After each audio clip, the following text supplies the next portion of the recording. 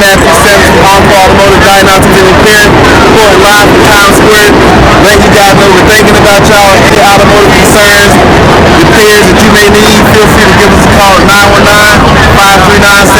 919-539-7265 or stop by the shop at 816 South 3rd Street, Smithfield, North Carolina. Y'all have a nice day.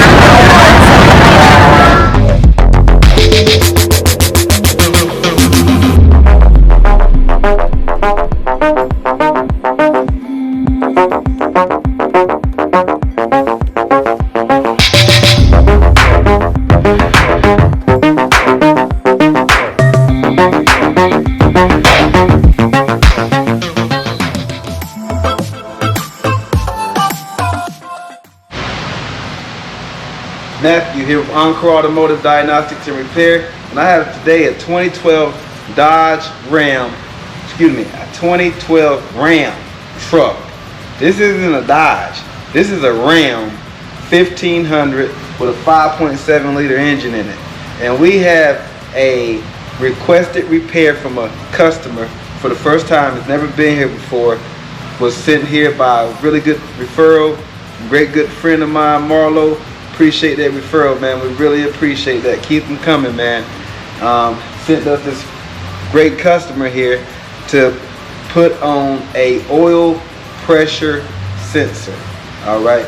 On a vehicle, most vehicles, you got an oil sending unit and an oil pressure switch.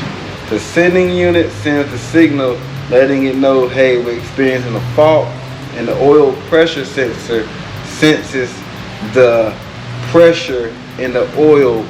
Okay, today we're installing just the oil pressure sensor, not the switch.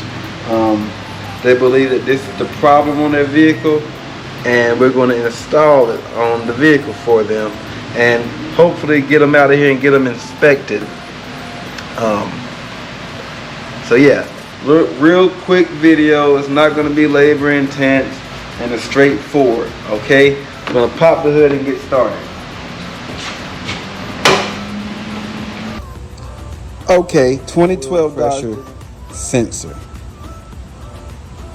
All right, we're on the right hand side, right in front of the right passenger headlamp assembly, and I'm showing you exactly where the oil pressure sensor is located on this 5.7 liter Hemi. All right, we already unplugged the sensor. It had a locking tab that went vertical up and down. Once you lift that tab out the way, squeeze the release mechanism and unplug, connect off the switch.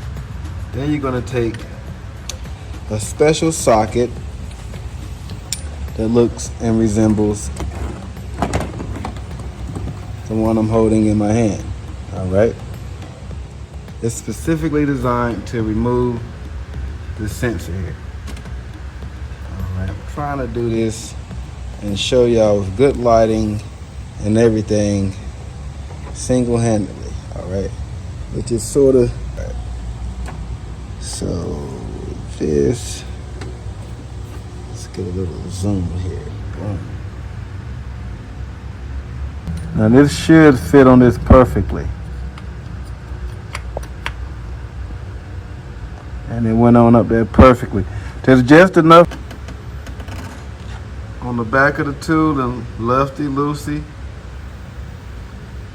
Rotate it out of the engine. You're gonna have to put some lock. You're gonna have to put some thread lock on this sensor, because it is going into an oil passage. Once it's removed,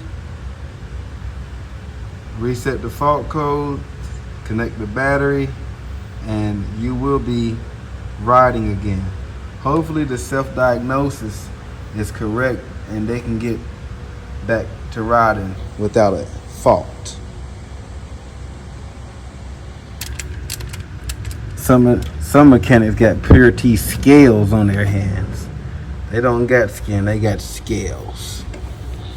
Now, but all jokes aside, you do want to have a level of protection when you do constantly touch these oily machines because the chemicals and fluids or caustic and poisonous. See the little red thread lock on it. Make sure it's identical to the sensor that's going back on.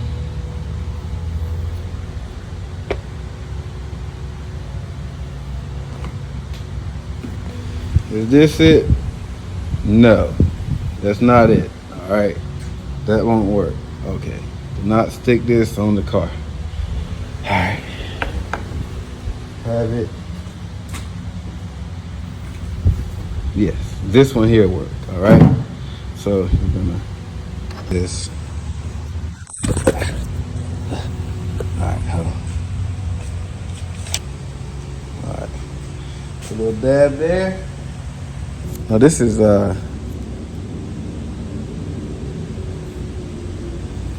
thread lock. Put some up there.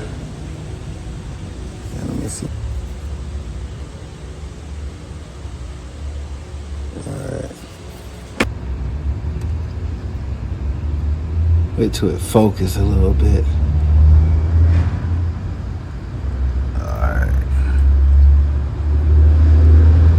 Screw it back in with your hand, and this does not require a lot of torque on this particular sensor.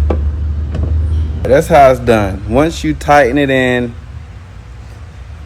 you plug up the connector, you secure the locking tab, and you release the vehicle back to the customer.